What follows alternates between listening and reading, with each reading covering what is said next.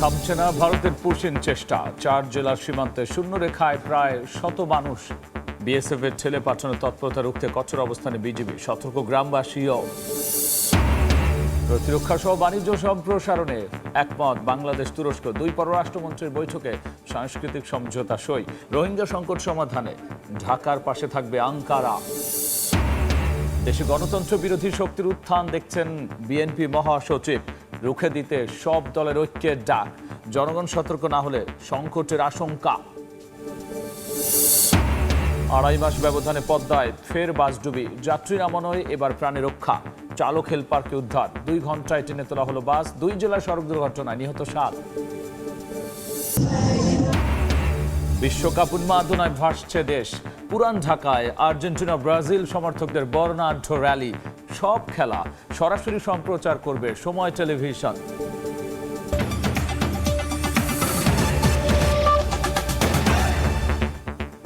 জনপদের সময় সঙ্গে আছি আমি গোলাম রাব্বি। থামছেই না ভারতের পুশিন চেষ্টা।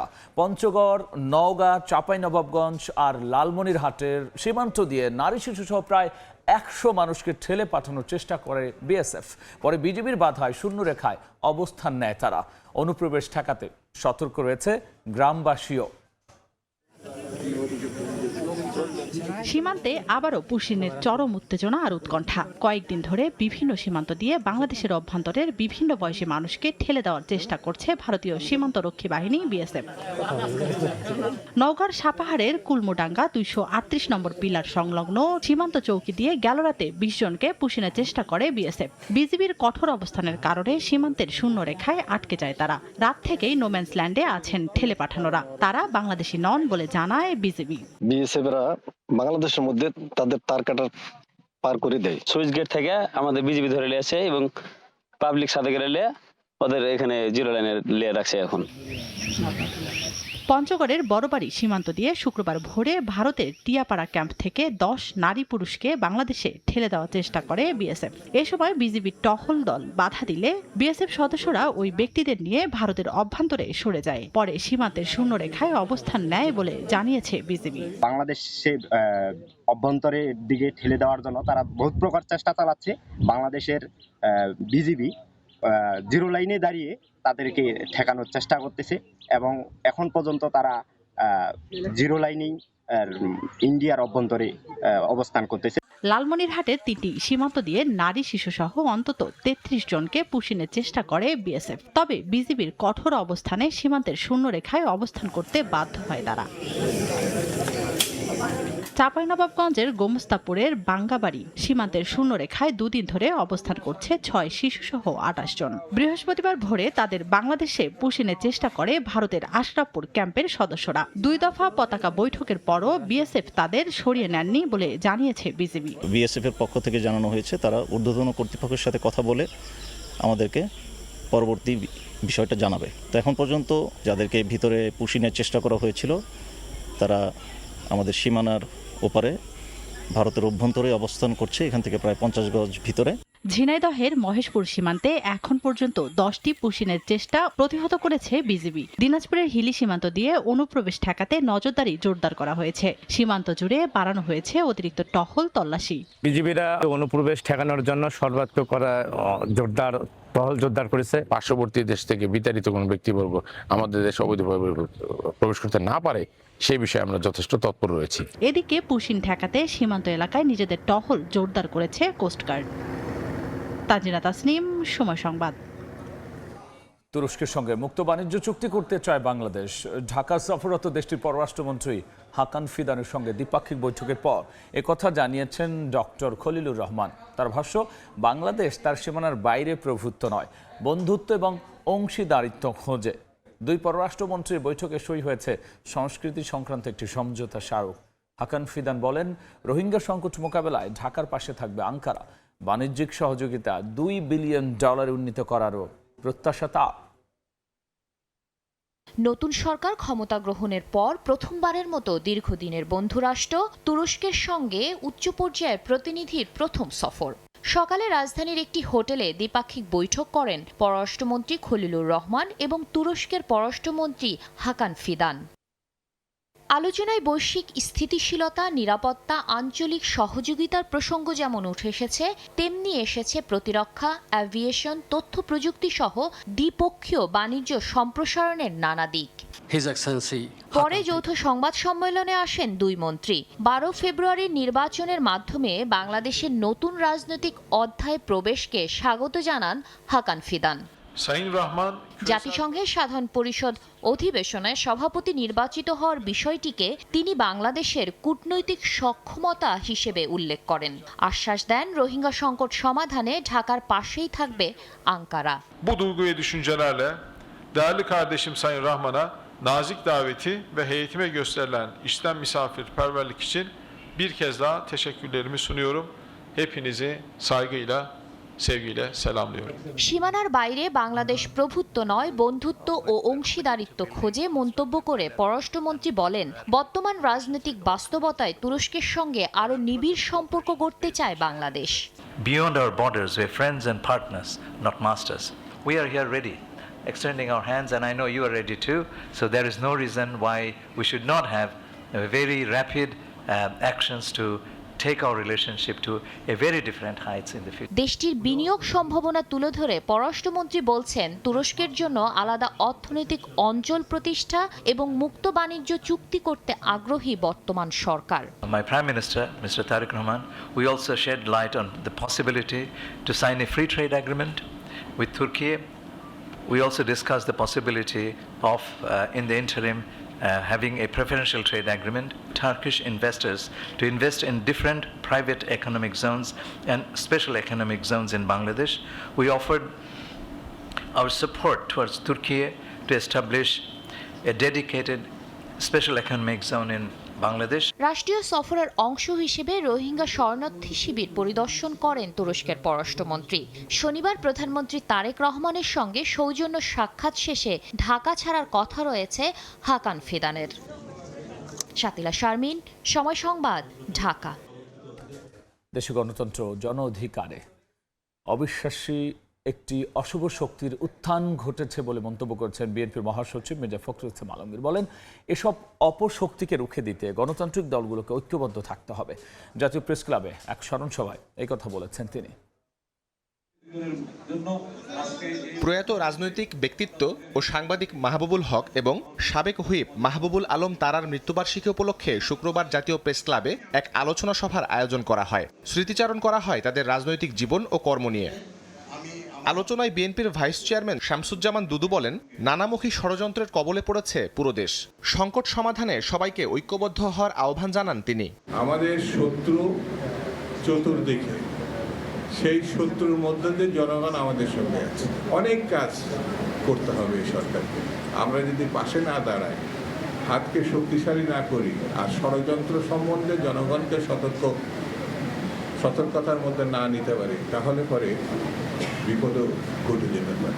একটি অশুভ শক্তি দেশে নৈরাজ্য সৃষ্টি করতে মরিয়া বলে মন্তব্য করেন বিএনপি মহাসচিব মির্জা ফখরুল ইসলাম আলমগীর। বলেন, এসব অপশক্তি মানুষের গণতান্ত্রিক অধিকারে বিশ্বাস করে না। একটা শক্তির উত্থান হচ্ছে, যে শক্তি কিন্তু গণতন্ত্রে বিশ্বাস করে না, যে শক্তি মানুষের অধিকারকে তার স্বাভাবিক নিয়মে গণতান্ত্রিক উপায়ে রক্ষা করতে বিশ্বাস করে না।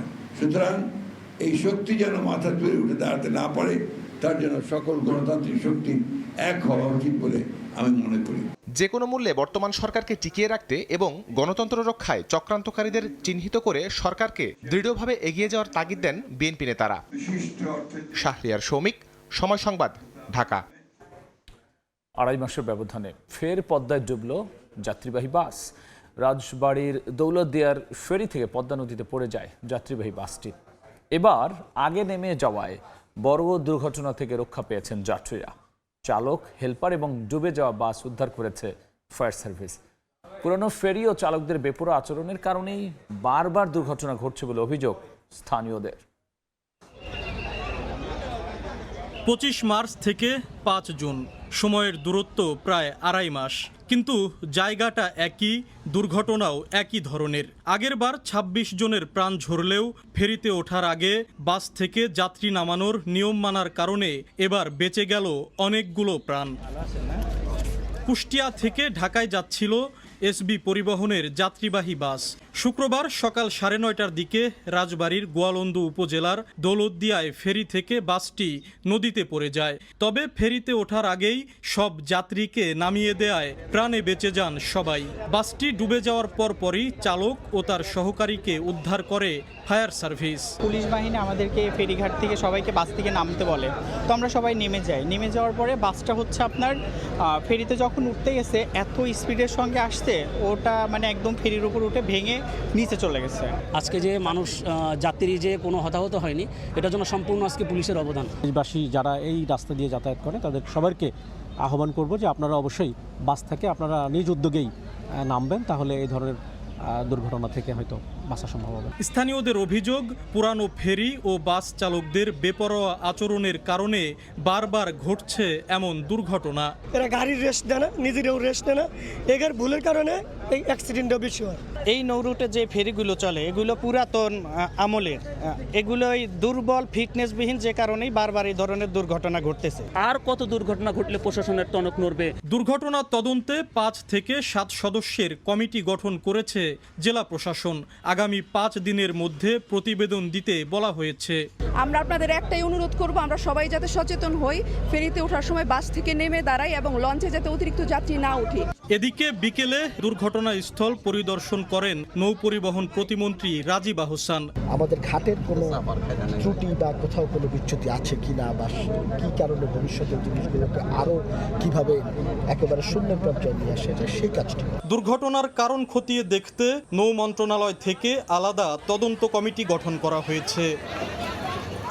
আশিকুর রহমান, সময় সংবাদ, রাজবাড়ী। ফিফা বিশ্বকাপ জ্বরে কাঁপছে Bangladesh. Greatest show on earth সামনে রেখে দেশব্যাপী নানা আয়োজন করছেন ফুটবল প্রেমীরা।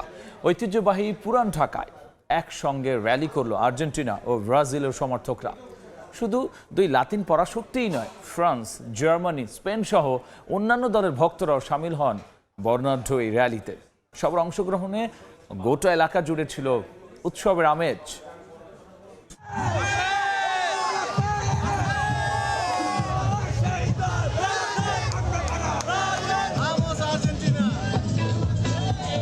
বিশ্বকাপে মাঠের ফুটবলের উত্তাপ এখনো শুরু হয়নি, কিন্তু ফুটবলের উন্মাদনায় রঙিন হয়ে উঠেছে পুরান ঢাকার লক্ষ্মীবাজার। এখানে নেই ব্রাজিল, আর্জেন্টিনা কিংবা ফ্রান্স, জার্মানির বিভাজন। প্রিয় দলের জার্সি আলাদা হলেও উৎসবের ভাষায় একটাই, ফুটবল। বিভিন্ন দেশের পতাকা হাতে শত শত সমর্থক নেমেছেন রাস্তায়। বিশ্বকাপকে ঘিরে ভালোবাসা আর সম্প্রীতির বার্তাই যেন ছড়িয়ে দিচ্ছে এই বর্ণিল র্যালি। চারদিকে শুধু ফুটবলের রং, কোথাও ব্রাজিলের হলুদ সবুজ, কোথাও আর্জেন্টিনার আকাশি সাদা। দেখা মিলছে ফ্রান্স, জার্মানি, পর্তুগাল সহ বিভিন্ন দলের পতাকাও। সাউন্ড সিস্টেমের তালে, স্লোগানের ছন্দে আর উচ্ছ্বাসের ঢেউয়ে মুখর হয়ে ওঠে পুরো এলাকা। বাংলাদেশে বিশ্বকাপ মানেই সমর্থকদের আবেগের বিস্ফোরণ। তবে লক্ষ্মীবাজারের এই আয়োজন শুধু নিজের দলকে সমর্থন নয়, বরং ফুটবলকে ঘিরে একসঙ্গে আনন্দ ভাগাভাগি করারও। শিশু থেকে প্রবীণ সবাই অংশ নিয়েছেন এই উৎসবে। যেই ফুটবলকে কেন্দ্র করে বিশ্বজুড়ে প্রতিদ্বন্দ্বিতা, বাংলাদেশেও সংঘর্ষের ঘটনা কম নয়। সেই ফুটবলই এখানে তৈরি করেছে সম্প্রীতির এক সুন্দর ছবি। আমরা দেশবাসীকে এই বার্তাই দিচ্ছি, যেই দলই হোক না কেন আমরা সবাই একে অপরের ভাই। খেলাধুলার মধ্যে হার জিত থাকবে, এটাই স্বাভাবিক।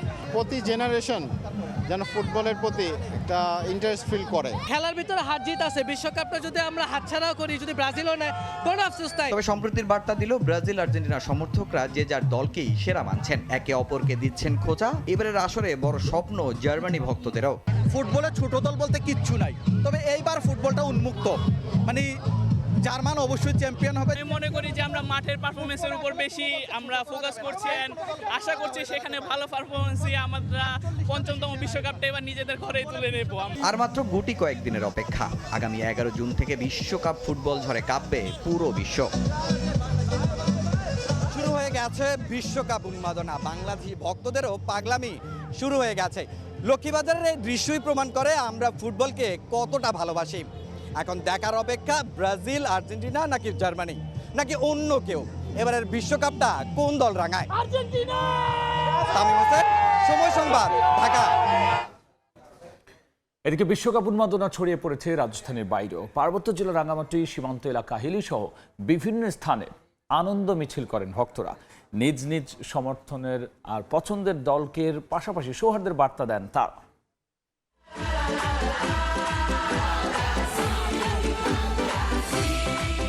কারো প্রিয় ব্রাজিল, কারো আর্জেন্টিনা। বিশ্বকাপ ফুটবল ঘিরে দেশ জুড়ে উন্মাদনা। কেউ আকাশের রং ধারণ করেছেন, কেউ হলদে আবরণে ঢাকা। উল্লাসের কমতি নেই বাংলাদেশের শহর, বন্দর, গ্রামে। 3 দশক ধরে শরীয়তপুরে ব্রাজিল ফ্যান্স ক্লাবের উদ্যোগে অনুষ্ঠিত হচ্ছে বর্ণাঢ্য শোভাযাত্রা। এবারও ব্যতিক্রম নয়। সহস্রাধিক মোটরসাইকেল, ট্রাক ও প্রাইভেট কার নিয়ে শোভাযাত্রায় অংশ নেন জেলার ব্রাজিল সমর্থকরা। ব্রাজিল মানে ফুটবল, ফুটবল মানে ব্রাজিল। খুবই ভালো লাগছে, হাজার হাজার লোকের সমাগম। এবার আমাদের হেক্সা মিশন কমপ্লিট হবে ইনশাআল্লাহ। আমাদের এই বড় আয়োজনটা 1992 সাল থেকে শুরু হয়েছে। আমাদের বড় ভাই তারা করেছে একটা সময়, তাদের প্রজন্মে আমরা এখন আছি, ভবিষ্যতে আমাদের প্রজন্মের পর প্রজন্ম চলবে। ব্রাজিল যত হারুক বা জিতুক, আমরা সবসময় ব্রাজিলকে সাপোর্ট করি। এটা আমাদের একটা ঐতিহ্য, আমরা ব্রাজিলকে সবসময় ধারণ করি, ব্রাজিলের খেলাকে আমরা পছন্দ করি। এদিকে পার্বত্য জেলা রাঙামাটি সীমান্ত এলাকা হিলিতে শুক্রবার বিকেলটা ছিল বর্ণিল ও আনন্দময়। ভক্তদের উচ্ছ্বাস ছড়িয়ে পড়ে চারপাশে। এবারও বিশ্বজয় করবে আর্জেন্টিনা বলছেন ভক্তরা। আর এ যাত্রায় শিরোপা হাতছাড়া হচ্ছে না, এমনটাই বিশ্বাস ব্রাজিল ভক্তদের। ব্রাজিল যাতে বিশ্বকাপ জয় করতে পারে, ওই আশা প্রত্যাশা নিয়ে এখানে আসা। আমাদের পাঁচটা, আমাদের কাছে আসতে গেলে ওনাদের অনেক পরিশ্রম করতে হবে, অনেক, আরো 20 বছর। অনেক দীর্ঘ পথ পাড়ি দিয়ে ওরা র্যালি করে এসেছে, যার কারণে ওরা ক্লান্ত হওয়ার কারণে আমরা তাদেরকে 7 আপ দিয়ে উপহার সামগ্রী 7 আপ দিয়েছি এবং অভ্যর্থনা জানিয়েছি এবং শুভেচ্ছা জানিয়েছি। প্রতি বছরের মতো এবারও দেশের বিভিন্ন স্থানে বড় পর্দায় দেখানো হবে বিশ্বকাপ ফুটবল ম্যাচ। ওমর ফারুক, সময় সংবাদ। এদিকে শঙ্কা কাটল 2026 বিশ্বকাপ ফুটবল টিভির পর্দায় দেখা নিয়ে।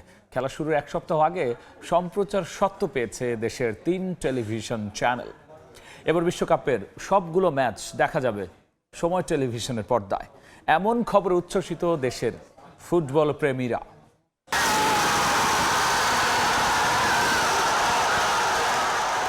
প্রিয় দলের পতাকা, জার্সি, বাড়ির ছাদে সমর্থনের প্রতিযোগিতা আর রাত জেগে খেলা দেখা, সব মিলিয়ে বিশ্বকাপ ফুটবল যেন এদেশের মানুষের আবেগের অংশ।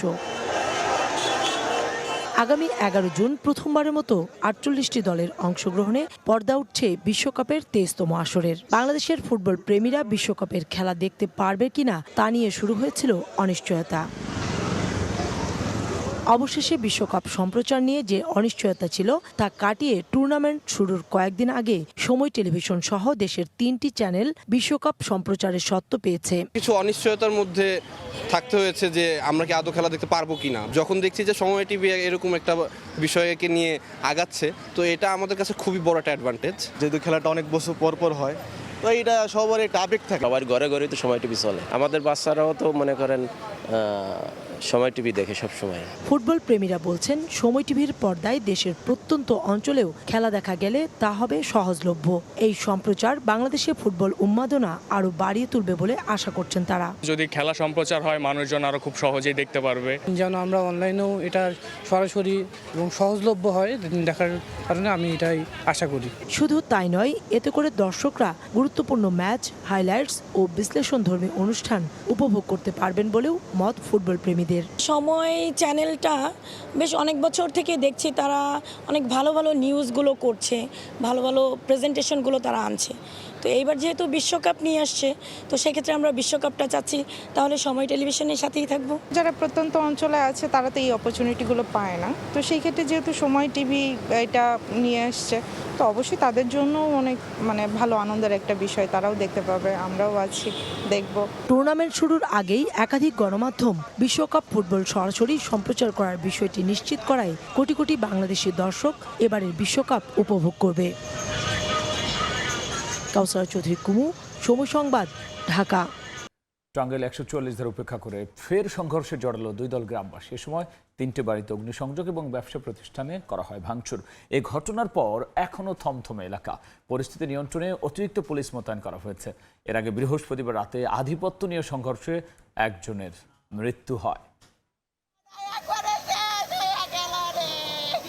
টাঙ্গাইলে 144 ধারা উপেক্ষা করে 3টি বাড়িতে অগ্নিসংযোগ এবং ব্যবসা প্রতিষ্ঠানে ভাঙচুর করেছে 2 দল গ্রামবাসী। জেলার গোপালপুর ও ভুয়াপুর উপজেলার দুই গ্রামবাসীর মধ্যে সংঘর্ষ। পরিস্থিতি নিয়ন্ত্রণে শুক্রবার সকালে 144 ধারা জারি করে প্রশাসন। তবে সেই নিষেধাজ্ঞা উপেক্ষা করে আবারও সংঘর্ষে জড়ায় দুই গ্রামবাসী। আগুন দেয়া হয় বসতবাড়ি ও ব্যবসা প্রতিষ্ঠানে। এতে আশপাশের এলাকায় ছড়িয়ে পড়ে আতঙ্ক। আমার বাড়ি ঘর ভেঙেছে, আগুন ধরে 7 লাখ টাকা নিয়ে গেছে গা। আমদানি আমার খুব দাম নিছে। ঘরের জিনিসপত্র অনেক নিয়ে গেছে গা, আগুন ধরে পুড়িয়ে দিছে। কোনো আচার বিচার করতেছে না, এত ক্ষয়ক্ষতি দেশটা জ্বালাই দিল। পরিস্থিতি নিয়ন্ত্রণে অতিরিক্ত পুলিশ মোতায়েন করা হয়েছে। এখনো থমথমে পুরো এলাকা। আধিপত্য বিস্তারকে কেন্দ্র করে তারা এই ধরনের সংঘর্ষে জড়িয়ে পড়ছে। সংশ্লিষ্ট আইন শৃঙ্খলা রক্ষাকারী বাহিনীর সহযোগিতায় আমাদের ঊর্ধ্বতন কর্তৃপক্ষের নির্দেশনা এবং আইনানুগভাবে আমরা পরিস্থিতি নিয়ন্ত্রণে আনার চেষ্টা করছি। এর আগে বৃহস্পতিবার রাতে আধিপত্য নিয়ে সংঘর্ষে একজন মারা যায়। ঘরবাড়ি ভাঙচুর, অগ্নিসংযোগ করা হয়। দ্বিতীয় দফায় মাইকিং করে সহিংসতার ডাক দেয় গোপালপুরের মানুষ। এরপরই স্থানীয় প্রশাসন 144 ধারা জারি করে। সময় সংবাদ, টাঙ্গাইল। মাদারীপুরে হামসহ নানা রোগে আক্রান্তের সংখ্যা বাড়লেও চালু হচ্ছে না কোটি কোটি টাকা ব্যয় নির্মিত 10 শয্যা আইসিইউ ইউনিট। অলস পড়ে থাকায় নষ্ট হচ্ছে আধুনিক সব যন্ত্রপাতি। আইসিইউর সেবা না পাওয়ায় মুমূর্ষু রোগীদের পাঠানো হয় ফরিদপুর কিংবা ঢাকা মেডিকেল। এতে খরচের সঙ্গে বাড়ছে ভোগান্তি। স্বাস্থ্য বিভাগ বলছে জনবল সংকটে চালু করা যাচ্ছে না আইসিইউর সেবা। শাহাদাত আখনের ক্যামেরায় সঞ্জয় কর্মকার অভিজিতের রিপোর্ট। আমার বাচ্চারে ঢাকা রেফার করছে, কিন্তু টাকা পয়সার লেগে আমরা যাইতে পারতেছি না। মাদারীপুর সদর উপজেলার তালতলা এলাকার বাসিন্দা শাহিদা বেগম 6 মাসের সন্তান ফাহিমকে ভর্তি করেন 250 শয্যা জেলা হাসপাতালে। হামে আক্রান্ত ছেলেকে উন্নত চিকিৎসার জন্য ঢাকায় রেফার করেন চিকিৎসক। স্বামী ফরিদ চকিদার রাজমিস্ত্রির কাজ করেন। অর্থাভাবে মেডিকেল কলেজ হাসপাতালে যেতে পারছেন না ফাহিমের বাবা মা। একই অবস্থা এখানে সেবা নিতে আসা অধিকাংশ মুমূর্ষু রোগীর। অথচ জেলার 13.5 লাখ মানুষের স্বাস্থ্যসেবার জন্য 30 কোটি টাকা ব্যয়ে নির্মাণ করা হয় 250 শয্যার হাসপাতাল। কেনা হয় 3 কোটি টাকার আইসিইউ সহ বিভিন্ন যন্ত্রপাতি। রোগীদের সেবা দেওয়ার লক্ষ্যে 2023 সালের নভেম্বরে উদ্বোধন করা হয়েছে ইউনিটটি। অথচ আজও মিলছে না সেবা। ডাক্তার বলছে ঢাকা লয়ে যাইতে, আমরা তো গরিব, আমরা যাইতে পারি না। এখানে যদি আইসিইউ থাকতো তাহলে আমরা এখানে আইসিইউ সেবাটা পাইতাম। এখানে কোনো আইসিইউ নাই, আছে কিন্তু সেবা পাচ্ছি না আমরা। লাইফ সাপোর্ট দিয়ে রোগীকে বাঁচিয়ে রাখার এসব যন্ত্রপাতি থাকলেও 24 ঘন্টায় বন্ধ থাকে হাসপাতালের 7ম তলার এই রুমটি। এতে ক্ষুব্ধ নাগরিক সমাজ। আইসিইউটা চালু না হওয়ার ফলে একদিকে যেমন টাকার অপচয় হচ্ছে, অপরদিকে মুমূর্ষু রোগীদের জীবনহানি হচ্ছে। অবশ্য শিগগিরই আইসিইউর সেবা চালু করতে প্রয়োজনীয় ব্যবস্থা গ্রহণের কথা জানায় সিভিল সার্জন। আইসিইউতে এবং 250 শয্যা হাসপাতাল দুইটাতেই সরকারিভাবে পদায়িত জনবল নেই। খুব দ্রুতই হয়তো আমরা আশার আলো দেখতে পাবো এবং মাদারীপুরবাসীকে কাঙ্ক্ষিত সেবা 250 শয্যা হাসপাতালের মাধ্যমে এবং আইসিইউর মাধ্যমে দিয়ে তাদের চাহিদা পূরণে আমরা অনেকটাই সক্ষম হতে পারবো। মাদারীপুর 250 শয্যা জেলা হাসপাতালে বিশেষজ্ঞ চিকিৎসক, নার্স ও টেকনিশিয়ানের 266টি পদের মধ্যে 102টি পদ খালি রয়েছে দীর্ঘদিন ধরে। শিশু কিংবা বৃদ্ধ, মুমূর্ষু যে কোনো রোগীর জন্য আইসিইউ সেবা খুবই গুরুত্বপূর্ণ। হাসপাতালে প্রতিনিয়তই বাড়ছে রোগী, তবে কেন এই আইসিইউ সেবা চালু হচ্ছে না সেটি এখন বড় প্রশ্ন। সঞ্জয় কর্মকার, অভিজিৎ, সময় সংবাদ, মাদারীপুর। নগরহাটে বেড়েছে আমের সরবরাহ। গোপালভোগ, নাগফসলি, হিমসাগর ও ল্যাংড়া সহ বাহারি আমে ভরপুর বাজার। এবার জুলাই 4.5 লাখ টন আম উৎপাদনের আশা ব্যবসায়ীদের। তবে মৌসুমের শুরুতেই আমের ন্যায্য দাম না পাওয়ায় হতাশ বাগান মালিকরা। রকিবুল ইসলামের ছবিতে এমন রকির রিপোর্ট। কাঁচা পাকা আমের সুবাসে মুখরিত চারপাশ। গাছ থেকে আম পেড়ে রাখা হচ্ছে ঝুড়ি ও ক্যারেটে, সেখান থেকে যাচ্ছে পাইকারি বাজারে। নওগাঁয় গোপালভোগ, হিমসাগর, নাগফজলি ও ল্যাংড়া আমের সরবরাহ বাড়ছে বাজারে। তীব্র তাপদাহের কারণে এবার একসঙ্গে পেকে গেছে বিভিন্ন জাতের আম। এতে চাহিদার তুলনায় সরবরাহ বেশি থাকায় ন্যায্য দাম না পাওয়ার হতাশ চাষিরা। তবে কম দামে আম কিনতে পেরে খুশি ক্রেতারা। আমের আমদানি ভালো, তবে বাজারটা একটু কম। এখন বাজারে যদি এভাবে প্রোগ্রেস হয় তাহলে আমরা কৃষক মারা যাব। যত খরচ তাতে কিভাবে কৃষক বাঁচবে? কৃষক তো লস এই বছর। ব্যাপারীরা এখনো আসে নাই, ব্যাপারীরা আসলে আমের দাম বেশি হবে বলে আশা রাখি। 40 থেকে 50% হচ্ছে লস হচ্ছে, কারণ গত বছর এই আমগুলো শুরুর দিকে 2000, 2500 এইভাবে মন ছিল, সেটা এই বছর ধরা হয়েছে 1000-1200, প্রায় অর্ধেকে নেমে আসছে। জুনে শুরু হওয়া আম নামানোর এই মহোৎসব চলবে আগস্টের শেষ পর্যন্ত। বাহারি জাতের আমে ভরপুর সাপাহারের এই হাট। স্থানীয় কৃষি বিভাগ বলছে জেলায় চলতি মৌসুমে ৩১,০০০ হেক্টর জমিতে আম উৎপাদন হয়েছে।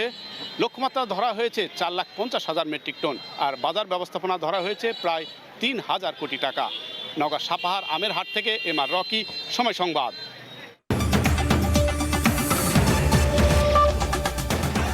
এই ছিল জনপদের সময়। রাতের সময় নিয়ে আসছি আবারও কিছুক্ষণ পর, সঙ্গেই থাকুন সময়।